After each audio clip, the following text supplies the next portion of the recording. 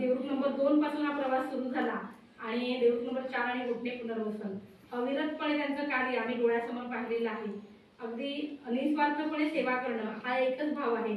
कुणाचं स्वागत नको, कुणाचं आगत नको, आपलं जे आहे ते आपलं आपलं काम करत जायचं आणि शिक्षण क्षेत्रामध्ये मदत करत जायची। अनेक विद्यार्थी आहेत जे त्यांनी दत्तक घेऊन त्यांचं शिक्षणाची जबाबदारी उचललेली आहे। अनेक विद्यार्थ्यांना शैक्षणिक साहित्यांच्या मदतीच्या माध्यमातून प्रगतीपथावर नेण्याचं काम या संस्थेने केलेलं आहे। आज या संस्थेचे सर्व पदाधिकारी आमच्याकडे आले, आमच्या विद्यार्थ्यांना मार्गदर्शन केलं, त्याचप्रमाणे त्यांच्या शैक्षणिक वर्षांसाठी त्यांना शुभेच्छा दिल्या, त्यांना शैक्षणिक साहित्य दिलं। त्यासाठी मी या सर्वांचे आमच्या घोटणे पुनर्वसन हाती या शाळेकडून, घोटणे पुनर्वसन हाती या गावाकडून आणि निवे खुर्द परबवाडी या केंद्राकडून आभार मानते। पुन्हा नेहमीप्रमाणे पुढच्या वर्षी आपली भेट होणारच आहे।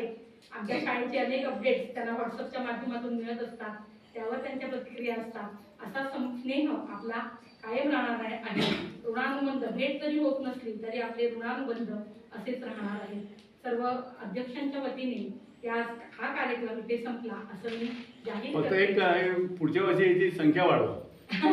आता इतकी संख्या वाढवणे गावात म्हणजे रोजगार नसल्यामुळे लोक इथे राहतच नाही। जनरली या गावातला वाडीतला बाहेर गेला नाही पाहिजे किंवा इंग्रजीमध्ये जायला नाही पाहिजे, तो इथे टिकवा। या वाडीतून पण बाहेर जात नाही, सगळी तेच आहे, लोकसंख्या तितकी त्यामुळे हे आहे।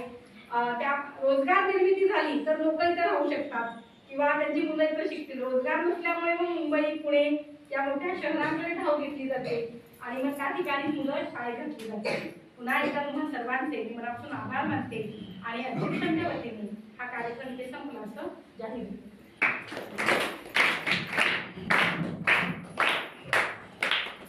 आवडलाच बरं का।